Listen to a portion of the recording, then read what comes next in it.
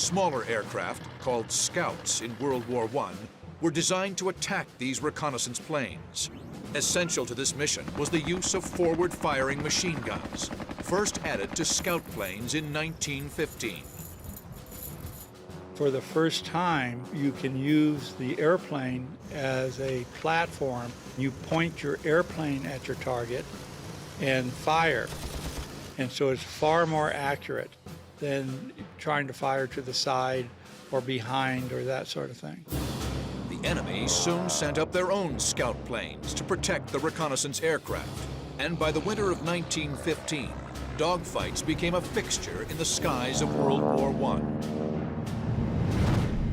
German ace Werner Voss is a master of this new form of combat, racking up 48 kills by the fall of 1917. September 23, 1917. Werner Voss, flying a prototype Fokker triplane, wings into battle over the Ypres salient in Belgium. 15 miles to the southwest, 6 British SE-5s patrol the skies over the front. Soon, they will meet Werner Voss in battle. He will pit his Fokker triplane against the very best of the British Royal Flying Corps in one of the most famous dogfights of World War I.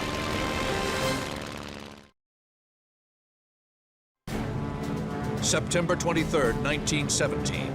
6 British SE-5 fighters cruise over the Western Front near Houten, Belgium. The SE-5s are B Flight of 56 Squadron. They are led by Captain James McCudden, Britain's ace of aces. B Flight descends through a thick overcast at 9,000 feet.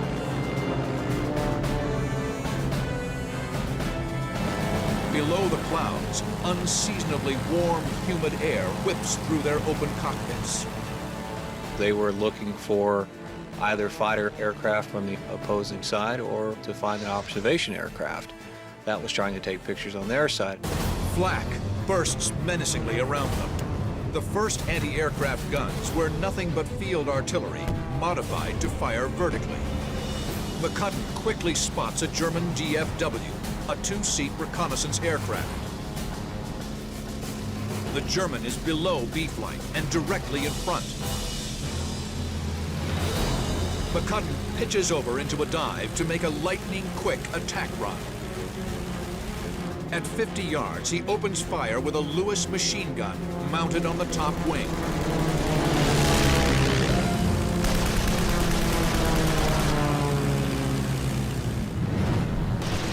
The DFW's engine is hit hard. It drops out of the sky.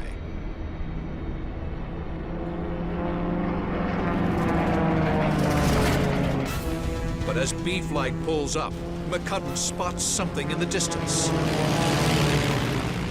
We saw ahead of us, just above Polkapelle, an SC half spinning down, closely pursued by a silvery blue German triplane at very close range. The SE-5's tormentor is German ace Werner Voss.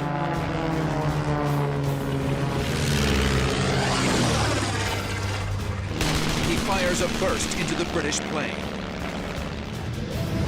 B Flight looks on. The wounded SE-5 trails thick black smoke as Voss engages a second SE-5. Effortlessly, the triplane pitches up, wings over, and drops onto the SE-5's tail.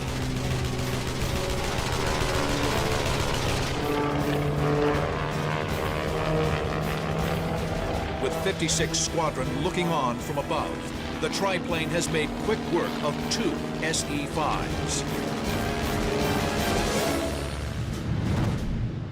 Voss's Fokker triplane is a prototype aircraft, though slower than most fighters on the front. Its 3 wings give it astonishing maneuverability. McCudden and 56 Squadron's Scout Experimental 5A, or SE-5A, operational in May 1917, is easy to fly and an extremely stable gun platform. Both planes are heavily armed with 2 machine guns. The SE-5, with a top speed of 130 miles per hour, is faster than the Fokker, but the Fokker is more maneuverable. B-Flight is now above and behind Voss, in perfect attack position. McCudden and Rhys-Davids will lead the attack. Keith K. Muspratt and VP Cronin will follow. The remaining 2 members of B-Flight stay up high as top cover. McCudden signals the attack by rocking his wings.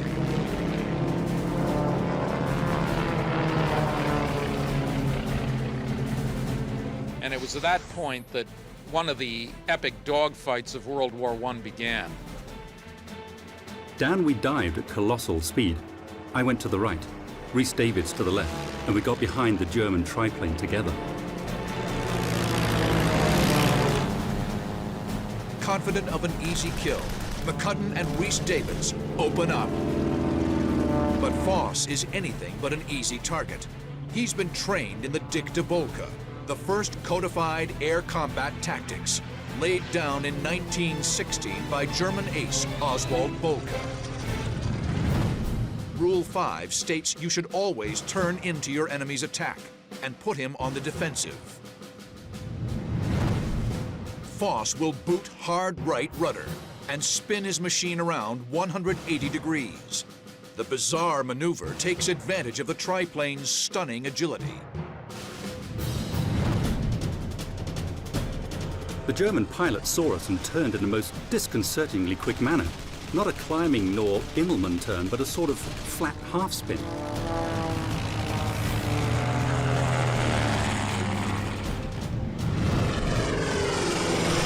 The DR-1 triplane, having 3 wings, had an exceptional amount of lift to it. What it allowed the triplane to do was to basically do what's called a flat half spin or an uncoordinated turn. The SE-5s face a torrent of tracers. McCudden and Rhys-Davids pull into a steep climb called zooming in World War I. But Cronin's SE-5 is sluggish. He drops below Voss, his engines sputtering. McCudden, Rhys-Davids, and Muspratt are here, above Voss. Cronin is below the fight, easy prey for the German ace. Voss reverses and attacks Cronin.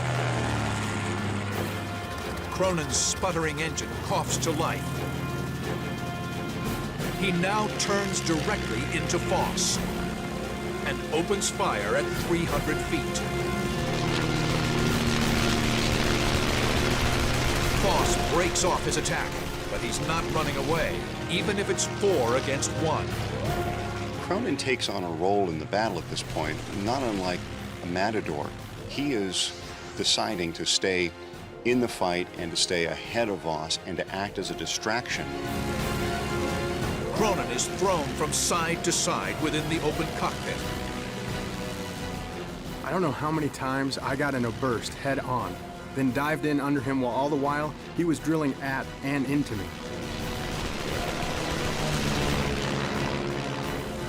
But damn it, why didn't the others take him on? Did they think I was showing off? Above the fight, McCudden circles, looking for an opening.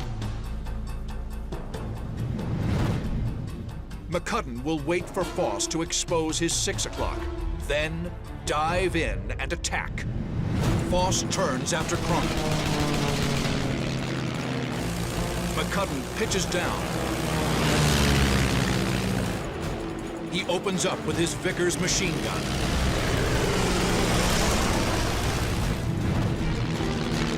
But in the blink of an eye, Voss reverses, returning fire with his twin Spandaus. McCudden hurtles past, then zoom climbs.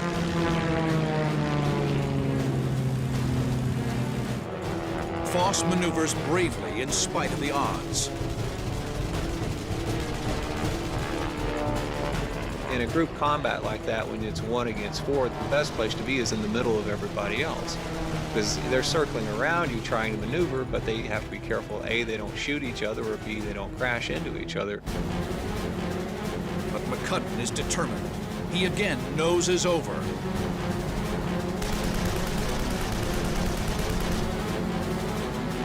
No sooner do McCudden's guns spark to life than Voss pulls his nose to bear. Hot German lead tears through McCudden's SE-5, shredding fabric and wooden wing spars. Voss appears invincible at the controls of the triplane. The airplanes of that era were creatures of the air. You felt every input that you gave to the controls. You had cable connections to the ailerons, the rudder, the elevators. Not at all like today, where we have fly-by-wire jets where you move a control stick 1/8 of an inch and you get a knife-edge flight all of a sudden.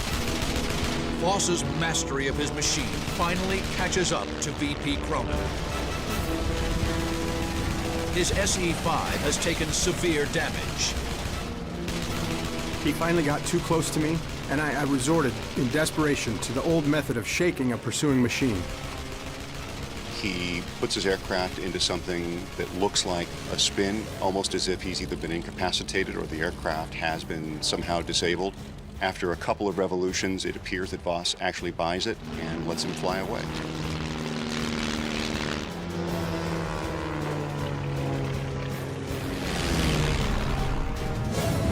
Voss has knocked 3 SE-5s out of the fight and landed hits on any British pilot who's approached him. But now, 3 more SE-5s of 56 Squadron join the fray. A startling array of pilots now surround Werner Voss, all British aces. The light and agile triplane could easily climb above the combat and escape, but Voss savors the thrill of the dogfight. The German ace is destined for glory or death.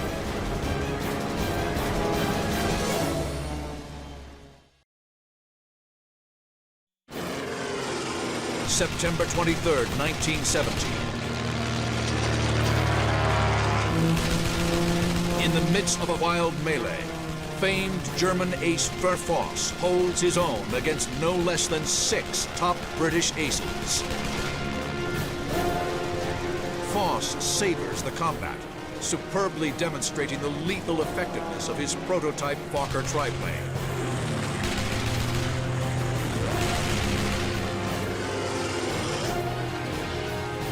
His stick and throttle ability, his ability to fly it in a disciplined way in a fight, his ability to stay not calm, but to keep his wits about him in these very stressful situations. If he were flying with us today, he'd probably be one of the best. British SE-5 pilot Richard Mayberry now zeroes in on Voss, diving on him from 6 o'clock. Voss breaks right to shake him off, but Mayberry is not thrown. At this point in the battle, things get very complicated and very confused. An albatross joins the battle, which of course helps Voss considerably, at least numerically. A German Albatross D3 has stumbled into the action, turning easily onto Mayberry's tail. Mayberry zoom climbs to shake the Albatross. The German pilot gives chase.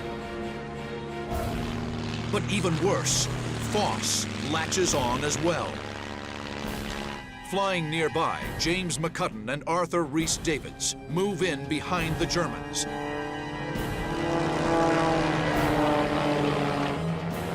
And for a moment, the battle is transformed into a wild, twisting tail chase. The Germans are sandwiched between the British. The Albatross pitches up, zooms, then drops in behind McCudden and Rhys-Davids. The German yanks the stick back. The gut-churning loop puts him squarely behind the British. Unfortunately for Rhys-Davids, the Albatross manages to unload his guns into his airplane. But Rhys Davids stays in the fight, the albatross still on his tail. Now, at the head of the chase, Richard Mayberry will pitch up and loop back on the tail of the red-nosed albatross.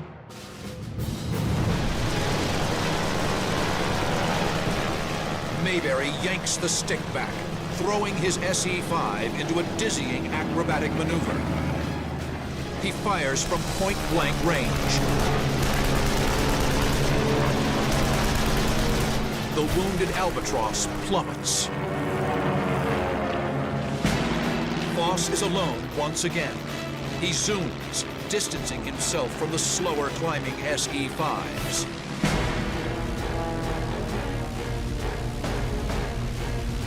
Voss looks down at the planes circling below. He could easily disengage and live to fight another day, but the enticement of the kill runs hot through his veins. I think actually he got greedy, and he was looking at an opportunity to notch number 49 and number 50, and furthermore to close the gap on his friend and rival Manfred von Richthofen. Voss dives back into the fray. He fires his Spandau machine guns into the nearest SE-5.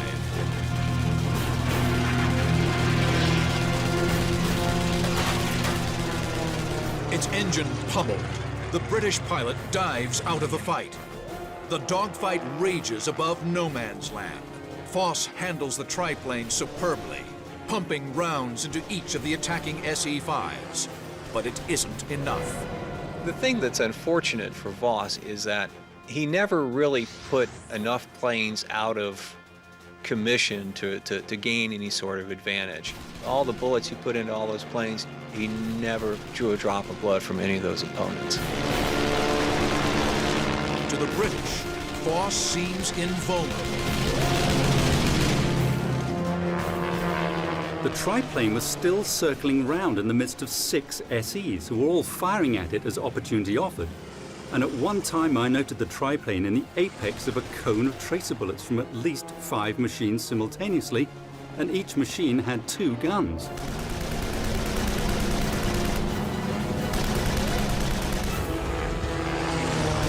The British are dumbstruck by the skill and tenacity of the German pilot in the Fokker triplane.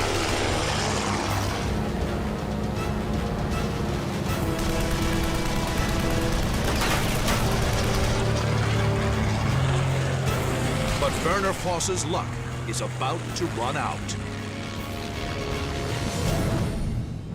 Voss is here. British ace James McCudden is here. They'll streak in, head on. But Voss doesn't see another SE-5 coming in from the side. The SE-5 on the side watches the merge. Then opens fire. Rounds slam into the triplane's cockpit and fuselage. Voss stays aloft, but for the first time in the battle, he takes no evasive action. Then, Arthur Rhys Davids dives on Voss from behind. He empties his Vickers machine guns into the triplane.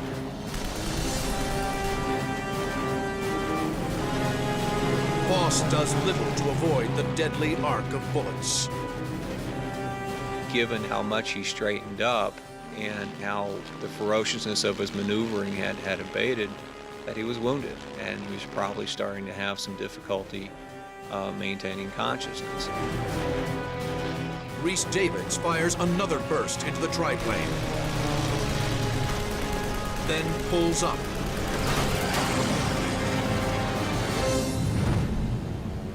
James McCudden is the only pilot to witness Voss's final moments.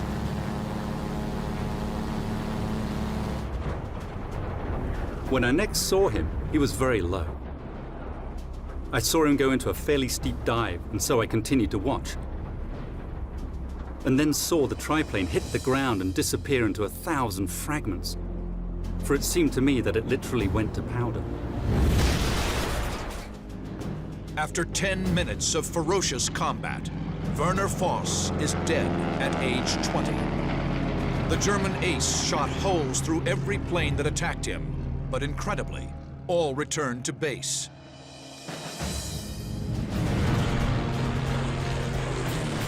As long as I live, I shall never forget my admiration for that German pilot.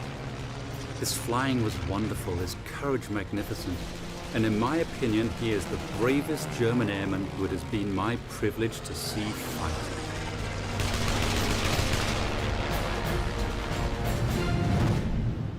German pilots and planes were always